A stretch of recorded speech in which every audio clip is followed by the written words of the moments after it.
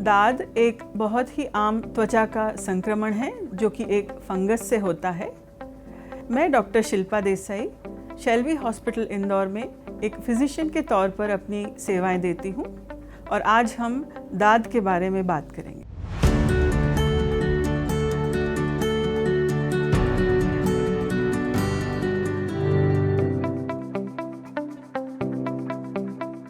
दाद एक त्वचा का संक्रमण होता है जो कि एक फंगस के द्वारा होता है। इसे आम भाषा में रिंगवर्म के नाम से भी जाना जाता है, हालांकि ये किसी वर्म से नहीं होता और अंग्रेजी में मेडिकल भाषा में इसको टीनिया कहा जाता है। दाद एक फंगस के द्वारा होता है। जब भी कभी किसी संक्रमित व्यक्ति से या किसी सरफेस पे जहाँ पर ये फंगस है उसके कांटेक्ट में आते हैं या हमारे शरीर पे ही जो ये फंगस रहती है और किसी कारण हमारी इम्यूनिटी कम हो जाती है तो यह हमारी त्वचा में प्रवेश करके अंदर इन्फेक्शन पैदा करता है। दाद में मुख्यतः शरीर पर, त्वचा पर लाल रंग के चकत्ते पड़ जाते हैं जिसमें कि मरीज को बहुत खुजली होती है। धीरे धीरे करके यह चकत्ते बढ़ते जाते हैं और दाद शरीर के अलग अलग भागों में हो सकता है। जब यह पैरों की उंगलियों के बीच में होता है, जो कि अक्सर मानसून में या जिनके पैर अक्सर गीले रहते हैं उन लोगों में अक्सर यह पाया जाता है। इसको एथलीट्स फुट भी कहा जाता है। इसमें उंगलियों के बीच की त्वचा सफ़ेद पड़ जाती है, कभी कभी किसी को फफोले भी उठ जाते हैं और इसमें उन्हें खुजली होती रहती है।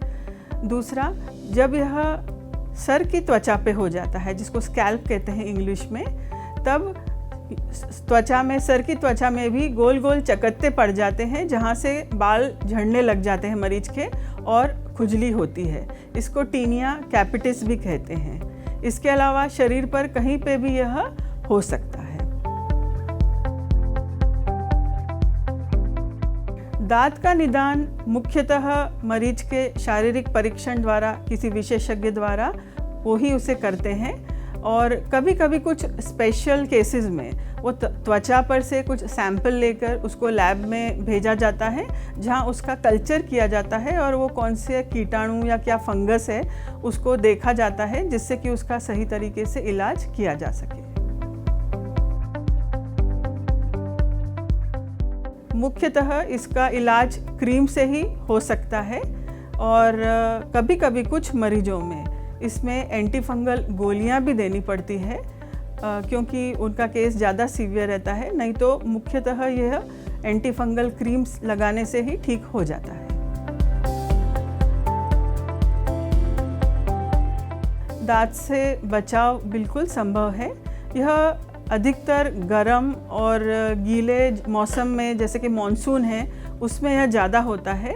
तो उसमें हमें खास यह ध्यान रखना है कि हमारा शरीर सूखा रहे, जैसे पसीना हो या मानसून के समय या जो शरीर के भागों में ज़्यादा गीले हो जाते हैं उन्हें हम सूखा रखें। जो संक्रमित व्यक्ति है उससे हमें शारीरिक दूरी बनाए रखना चाहिए।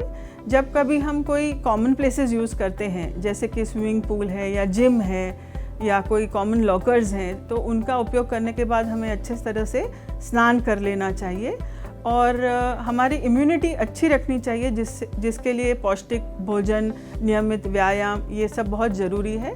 और जिन लोगों को डायबिटीज़ है वो उन्हें ध्यान रखना है कि वो अपनी ब्लड शुगर एकदम ठीक रखें, क्योंकि ब्लड शुगर ज़्यादा होने पर यह फंगल इन्फेक्शन जिसे दाद कहते हैं वो बहुत जल्दी हो जाता है।